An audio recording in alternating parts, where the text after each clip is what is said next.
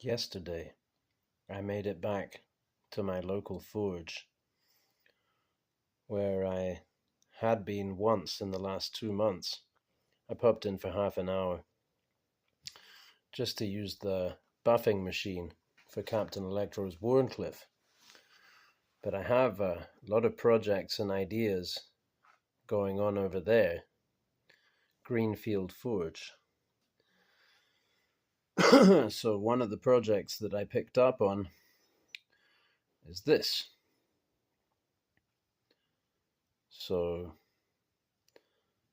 something along the lines of my triphasic grind woods knife, but it doesn't have a tooth. And I'm going for a basic flat grind. Well, I may make it thinner here and leave it a little wider at the end and stuff like that, but it'll be much more conventional and slicey than this guy or gal. And while I was there, I had Airik's blade with me, and I showed Vinny the finish I put on it, and he got out the muriatic acid, and I said, well, that'll be interesting, let's see what that does. Well, the first thing it did was erase the patina that I cooked onto it at home, which was maybe not a bad thing. And so I gave it progressive soaking and rinsing, and then on the last one, pow, it went all pocked and all crazy. And it's interesting that the bark of the steel, the original chisel, took on this lovely black. Wish I could have got that on the whole thing, but you can't get it, I guess, once you grind you grind through this outer layer. It doesn't have the carbon. And so that's what we've got. Kind of funny looking. Almost looked like it got dug up and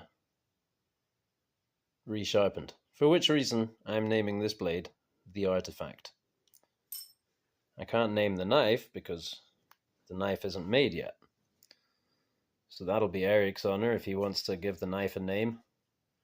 I never really was into naming knives and things, but I named Captain Electro's knife the Obsidian, and he liked that, and I like that, so why not have a name on a knife? I don't suppose you have to do it, but if you like it. So this is the next chisel knife that I got to working on, and while I was using this one, I still had the handle on it.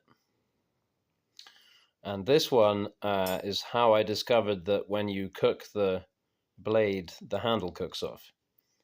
So it's advantageous to have the handle on, for me, because it makes it easier to sharpen by hand and so forth. And then also, while I'm working on a knife, from time to time, I like to take a break and use it to whittle on something, and see how it's going. So I'll say, oh, this blade looks pretty good. Let me give it a bit of a polish. Let me strop it up. And, half an hour later, I've got it as sharp as I think it can be.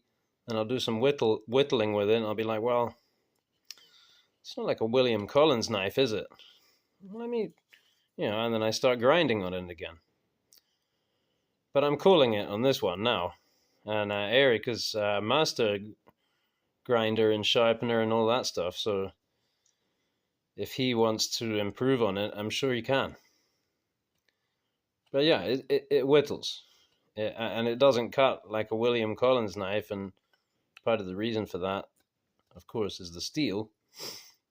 Part of the reason is, of course, the expertise of the maker. But also, the convex grind just behaves very differently. I feel that it gives a much smoother cut that is easier to direct. It's more precision, but it's not so good for just powering through. So yeah, then I was using this one. I was working on it, and whittling this little piece of beech here, and it was annoying me, the lack of a handle for actually being able to whittle. So I just wrapped this up and put a few drops of super glue in wherever it counted, and it's pretty good actually. You know, it's a 3-inch blade, so that's what, not quite a 2-inch handle maybe, but you hold it like this, it's very comfortable.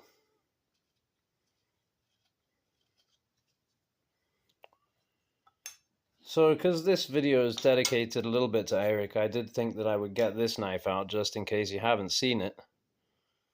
This is the knife that kind of kickstarted my little project here with the YouTube videos. Captain Electro made a knife maker challenge.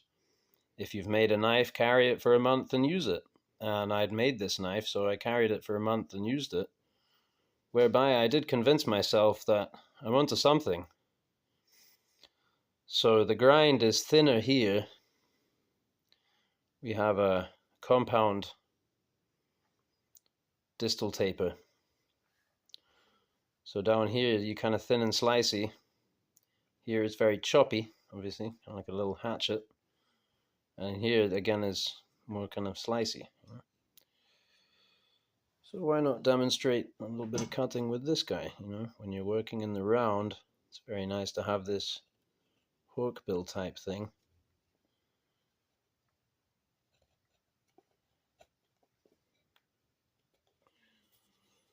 If you wanted to chop into a piece of hard lilac, you work this.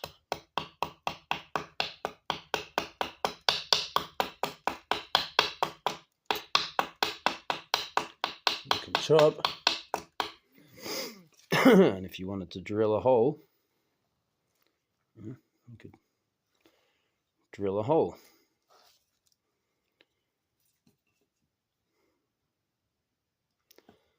The handle is made from lilac wood with lilac pins. Taper tang. I like the lanyard here, and in passing I'll mention actually that I think that this is the best, for the way I use this knife, this is the best situation for the lanyard hole, and it's better than the hidden lanyard hole that is back here, because when you hold the knife like this and you clench this, it gives you this kind of swivel here. And it's good that the lanyard hole is up at the top, because when you drop it, if the lanyard hole is down here, sometimes they put it out on the bird's beak, that will cause the knife to swing further back and possibly hit you. So look, I'm a novice and I'm an amateur and possibly a bit of an idiot, but I think about this stuff quite a lot, actually. And this is some cherry burl that my neighbor gave me. I used it to rehandle this buck pursuit.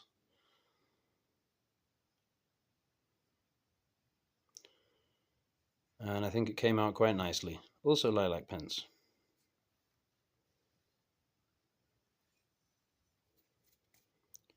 It's nice for flick cuts. This little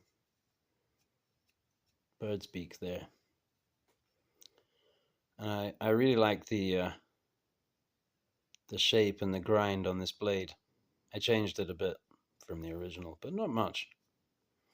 Had some jimping on it that I took off and stuff. Little bone collar, the black liner, and an odd shaped pin, because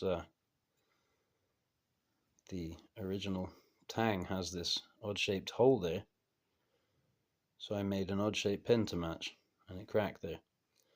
Yeah, flaws. I mean, part of the reason why I chose to do a forced patina on this is that there was some pocking from the original chisel there that was so deep it wasn't going to come out. So you're never going to get a perfect finish on it anyway. But now, I mean, well, I think I've effed it up enough, let's say. So I got to figure out how to get this to Airik, and then he can put a handle on it. and have a strange knife. I am also thinking I should make a sheath.